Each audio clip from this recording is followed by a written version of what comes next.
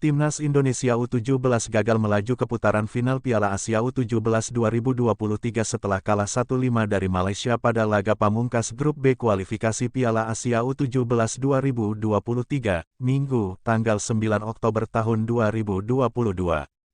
Ironinya, pasukan Bima Sakti itu seperti diabaikan PSSI karena gagal lolos.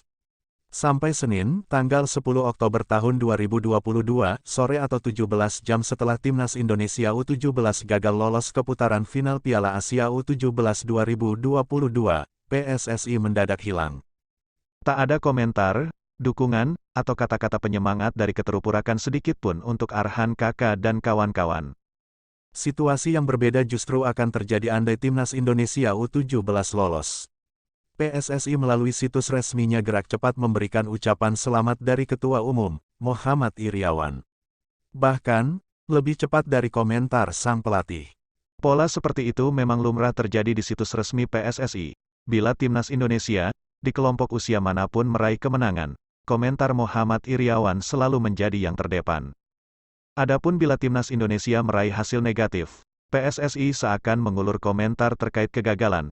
Padahal, para pemain tentu tak hanya ingin didukung saat menang, namun juga butuh penyemangat ketika mengalami kegagalan. Pada pertandingan yang digelar di Stadion Pakansari, Cibinong, Sekjen PSSI, Yunus Nusi, sebenarnya hadir menyaksikan permainan Timnas Indonesia U17 melawan Malaysia. Namun, Yunus Nusi memilih beranjak dari kursinya sebelum laga usai.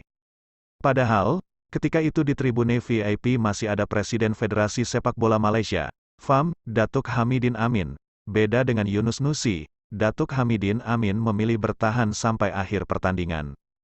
Situasi semacam ini tentu akan berbeda bila Timnas Indonesia U17 meraih kemenangan. Saat menang 2-0 lawan Palestina pada pertandingan sebelumnya, Yunus Nusi yang ketika itu menemani Menteri Pemuda dan Olahraga, Zainuddin Amali, berada di stadion sampai akhir, bahkan turut menyalami pemain seusai pertandingan.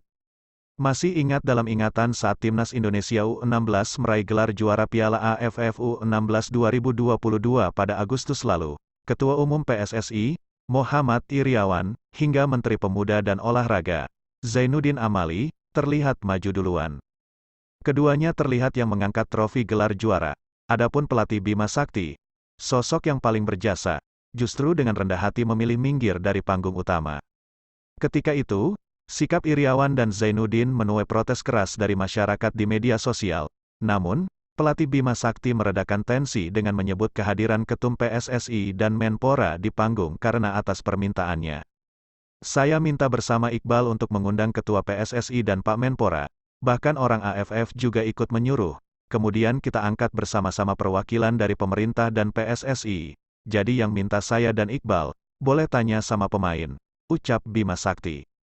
Pelatih Bima Sakti meminta maaf atas kekalahan telak 1-5 yang dialami Timnas Indonesia U17 dari Malaysia di kualifikasi Piala Asia U17 2023. Bima sadar, hasil negatif ini membuat kecewa banyak pihak, termasuk penggemar sepak bola nasional.